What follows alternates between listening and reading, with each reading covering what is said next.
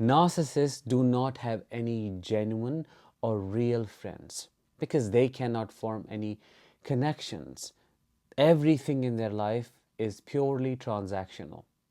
To that, you might argue and say, well, they are surrounded by a lot of well wishers. What is that all about? These friends are not actually their friends. They are either narcissists themselves who enable their own ego through the narcissist ego, or they are enablers and minions who perform a specific role or a function in the narc's life. Let's talk about all of this in depth and detail in today's episode. I am Danish, a narcissistic abuse recovery professional. Welcome to my channel. Thank you so much for tuning in. If you're new and have not subscribed already, please make sure to subscribe before we begin, because as I always say and request, your subscription to the channel helps in spreading awareness about narcissistic abuse. This episode is going to be all about understanding why narcissists do not have real friends. I'm going to give you 5 reasons, so stay until the very end. Before we get started with number 1, I have an important and an exciting announcement for you. I am doing an online workshop on how to break a trauma bond with a narcissist in 5 practical steps. It's happening on 2nd and 9th March. If you have not booked your seat already, click the I button above or the link in the description of this episode and book your spot now. Reason number 1.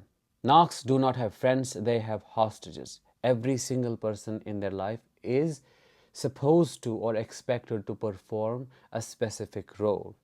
For example, if it's your narcissistic partner or your parent who lives for their image, what is your role in their life, or what could be your role to uplift that image? And that means a lot of pressure on you to keep performing, which will create a perfectionist out of you. So you are there not to love the narcissist, they don't care about it, and not to be loved by them, there is no reciprocity. You are there to offer them unlimited attention, to glorify them, or to enable their eternal victimhood, depending on the type of the narcissist you are dealing with. They do not care about who you are. In their narcissistic brain, you are not perceived as a separate individual with a typical personality. You are perceived similarly the way they perceive a piece of furniture. What is the use of the chair in their life? They use it to sit. Same way you are your function to the narcissist. You cook and you clean, you earn, you do all the things, you take care of the children. That is who you are to them. They do not know you as a person. If everything is all about performance and what they are getting out of that relationship or that situation, how can they have any true friends? Number 2, they always prefer quantity over quality. They do not care about the nature of their relationship with the so-called friends. They always want more members to join their mini cult, because the bigger the group, the higher the chances of acquiring collective supply from them. They want everybody to know that the narcissist is amazing at socializing. They have great social skills. Everybody thinks they are great. This is used later to further isolate you, because they have so many friends and every friend thinks that they are amazing. The narcissist is the kindest, the most helpful person ever.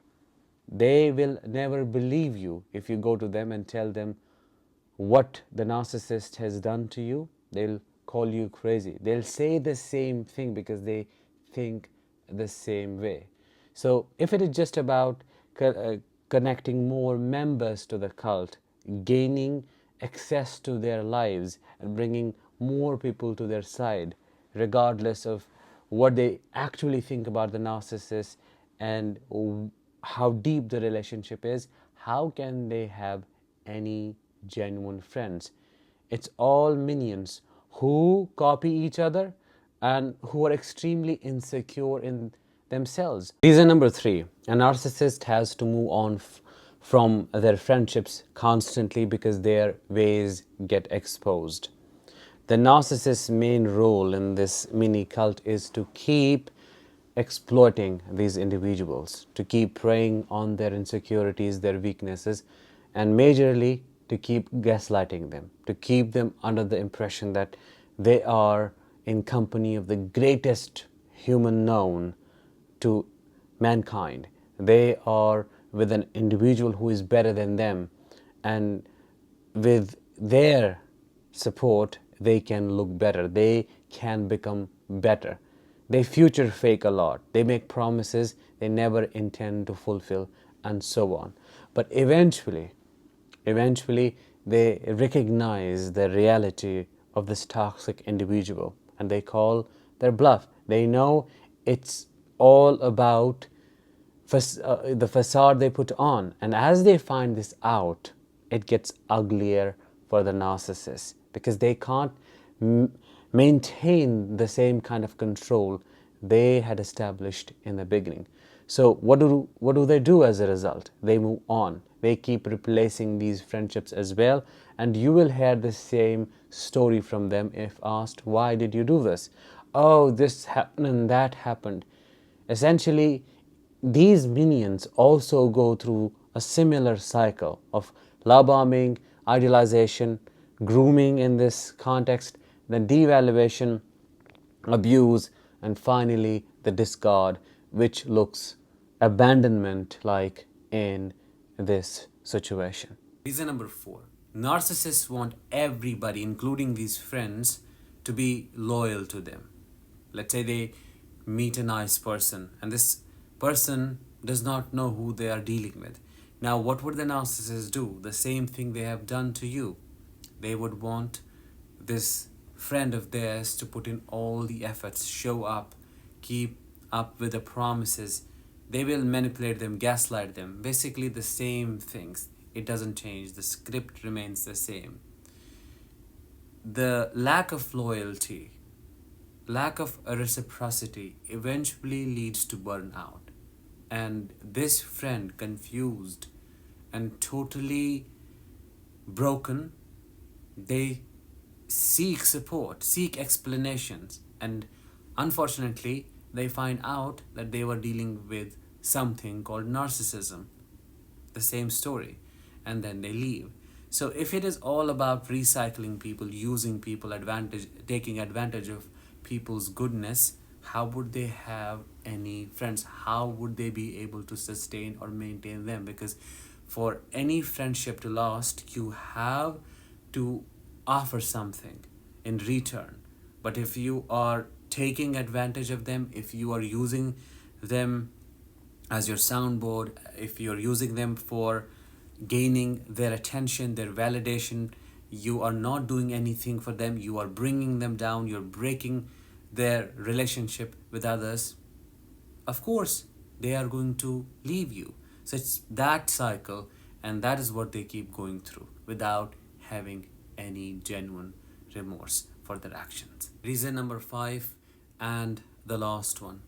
See, friendships require a non-judgmental, respectful, honest, loyal, open, transparent approach. You have to see this person as an equal in their abilities, in their thinking, and you also have to appreciate the differences.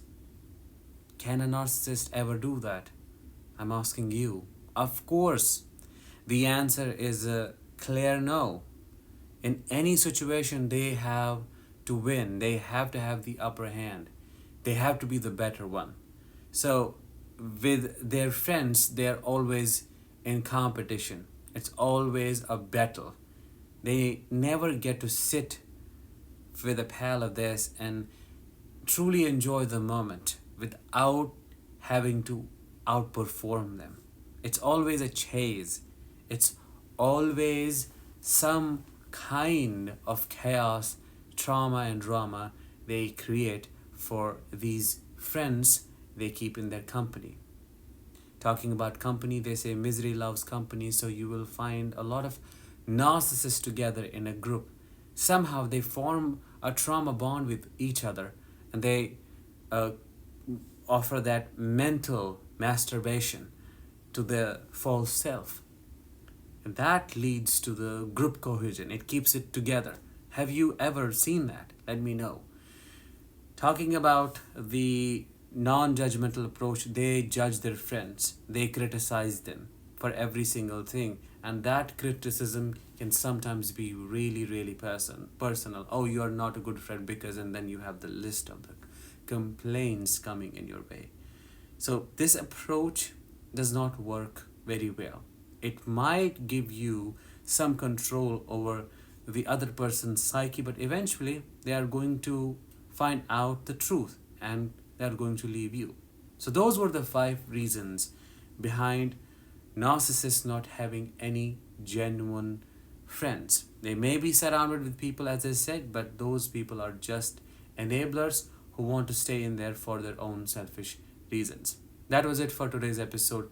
Let's bring it to an end. Thank you so much for tuning in. I'll talk to you in the next one. Until then, as always, let the healing begin and continue.